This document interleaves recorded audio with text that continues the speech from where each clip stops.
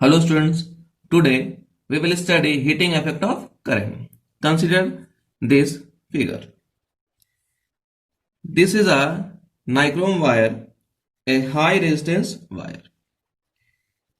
In previous classes we studied about resistance. It is a property of a conductor due to which it opposes the flow of current through it. तो conductor का ये property होता है कि वो current के flow को oppose करता है। इसी प्रॉपर्टी को रेजिस्टेंस ऑफ अ कंडक्टर कहते हैं। रेजिस्टेंस हम लोग प्रीवियस क्लासेस में पढ़े हैं। यहां पर एक नाइक्रोम वायर है जिसका रेजिस्टेंस R है और पोटेंशियल डिफरेंस V है। अब इलेक्ट्रॉन्स को B से A तक जाना है, तो इस पाथ में इलेक्ट्रॉन्स कोलाइड करेगा with other electrons and with the atoms present in the body of the conductor. So to reach the point A, electrons have to overcome the resistance of the conductor. So in overcoming the resistance, a loss of energy takes place, and this lost energy converts into heat energy. This is called heating effect of current. जब electrons B से A तक आएगा तो वो दूसरे electrons और atom के साथ क्या होगा, कोलाइड करेगा। जब कोलिजन होगा तो इस केस में कुछ एनर्जी का लॉस होगा और यही लॉस्ट एनर्जी जो है वो कन्वर्ट हो जाता है हीट एनर्जी। तो हम लोग देखेंगे हीटिंग इफेक्ट ऑफ करंट का डेफिनेशन। ये तो हम सिर्फ समझाए कि यहाँ पर हीट क्यों प्रोड्यूस होता है, डेफिनेशन इसका यहाँ पर है। तो जब इसको डिफाइन करेंगे तो ये फिगर ड्रॉ करने का जरूरत नहीं है, ये सिर्फ क्लियर करना था कि कैसे इसमें हीट एनर्जी जनरेट होता है। डेफिनेशन है, when an electric current is passed through a high resistance wire like nichrome wire, the resistance wire becomes very hot, है ना। जब इलेक्ट्रिक करंट किसी हाई रेजिस्टेंस वायर जैसे कि नाइक्रोम वायर है उससे जब पास करता है तो रेजिस्टेंस वायर गर्म हो जाता है, हॉट हो जाता है एंड प्रोड्यूसेस हीट।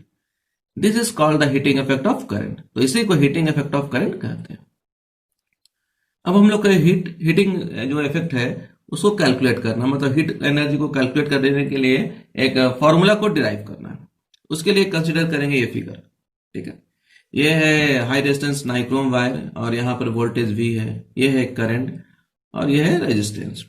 अब यहाँ पर करंट को फ्लो करना है, तो जब इस करंट इस वायर से फ्लो करेगा तो ये कंडक्टर रेजिस्टेंस ऑफर करेगा, है ना। ये प्रॉपर्टी है, पहले भी बताए थे।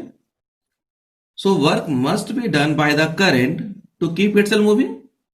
करंट को अगर मूव करना है तो कुछ वर्क करना पड़ेगा। when an electric charge Q moves against a potential difference V, suppose करते हैं Q एक चार्ज है ना, पोटेंशियल डिफरेंस V है और करंट है I। अब Q चार्ज को यहां से मूव करके जाना है यहां तक, तो इस केस में वर्क डन करना पड़ेगा। तो वर्क डन को कैलकुलेट करने का जो फॉर्मूला है वो प्रीवियस क्लासेस हम लोग पढ़े थे। क्या है, work done equal to Q into V। ये हो गया equation 1। From the definition of current I equal to Q by T, ये भी फॉर्मूला पहले हम लोग पढ़ चुके हैं। इसको क्रॉस मल्टीप्लीकेशन करते हैं तो Q इक्वल टू क्या हो जाएगा, I into T.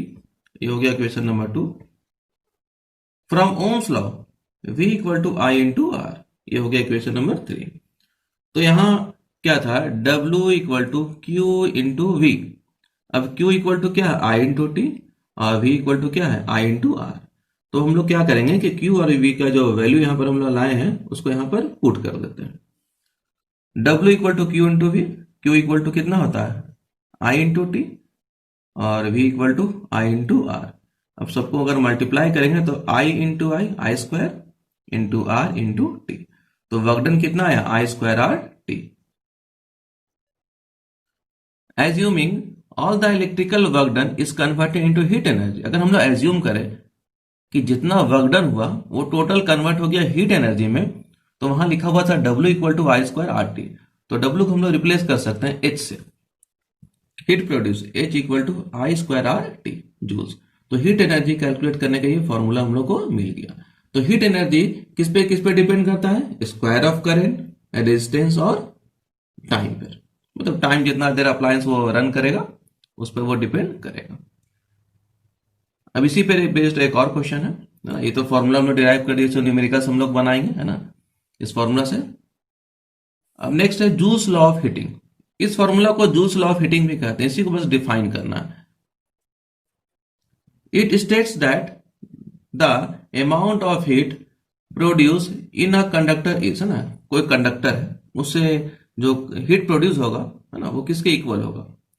Number one, directly proportional to the square of current flowing through it, है ना, that is H is directly proportional to I square. जो हीट प्रोड्यूस है वो डायरेक्टली प्रोपोर्शनल होता है कि इसके स्क्वायर ऑफ करंट, मतलब जितना हम लोग करंट को बढ़ाते जाएंगे हीट प्रोड्यूस भी क्या होगा, इंक्रीज करता जाएगा। और अगर हम लोग करंट को डिक्रीज करेंगे तो हीट प्रोड्यूस भी क्या होगा, डिक्रीज करेगा। Number two, directly proportional to the resistance of the conductor for a given current and time. Heat produce है वो डायरेक्टली प्रोपोर्शनल होता है रेजिस्टेंस ऑफ अ कंडक्टर। इसका मतलब क्या हुआ, जितना रेजिस्टेंस इंक्रीज करते जाएगा हीट प्रोड्यूस भी क्या होगा, इंक्रीज करेगा। और अगर रेजिस्टेंस डिक्रीज करेगा तो हीट प्रोड्यूस भी क्या होगा, डिक्रीज होगा। Number three, directly proportional to the time for which current is flowing through it, है ना, टाइम से भी डायरेक्टली प्रोपोर्शनल, जितना देर तक करंट फ्लो करता रहेगा, मतलब वो टाइम अगर इंक्रीज करेगा तो हीट प्रोड्यूस भी क्या होगा, इंक्रीज होगा। और अगर करंट अगर कम टाइम तक फ्लो करेगा तो हीट प्रोड्यूस भी क्या होगा, डिक्रीज करेगा। तो यहां पर हो गया ये 1 2 3, अगर तीनों को हम लोग कंबाइन कर दें, combining 1 2 and 3 we get heat is directly proportional to I square RT। अब प्रोपोर्शनल का साइन हटाते हैं, इक्वल टू का साइन देते हैं यहाँ पर, तो इसकी जगह एक कांस्टेंट टर्म लगाना होगा, अब वो है के, यहाँ पर के ही यूज हम लोग को करेंगे, I स्क्वायर RT। अब के जो है उसका जो है साइन में जो वैल्यू होता है वो 1 होता है, तो के इक्वल टू 1 यहाँ लिखा हुआ है। H इक्वल टू 1 से मल्टीप्लाई करेंगे तो यही रहेगा I स्क्वायर RT। तो यहाँ पर हम लोग कैलकुलेट कर लिए इसका फॉर्मूला। तो क्वेश्चन दो तरीके से आता है इसमें, है ना। अगर जूल्स लॉ ऑफ हीटिंग आएगा तो हम लोग को यहां से यहां तक लिखना है, ठीक है। Notes point, H equal to I square RT, ये फॉर्मूला है। अब देखो I स्क्वायर R जो है ना, ये हम लोग पहले पढ़े थे पावर में, है ना। P इक्वल टू क्या होता है, I स्क्वायर R, तो I स्क्वायर R की जगह हम लोग पुट कर दें यहाँ P, तो P इंटू टी। तो हीट एनर्जी है तो यहाँ इससे भी इसको दिखा सकते हैं, इक्वल टू क्या हो गया, P इंटू टी। ये फॉर्मूला भी न्यूमेरिकल बनाने में हम लोग को हेल्प करेगा, तो इसको याद रखना है। तो आप लोग को होमवर्क रहेगा कि जो हम लिखे हैं उसको आप लोगों को नोट्स कॉपी में बना लीजिएगा। नेक्स्ट क्लास में हम लोग हीट एनर्जी पे बेस्ड कुछ न्यूमेरिकल्स बनाएंगे।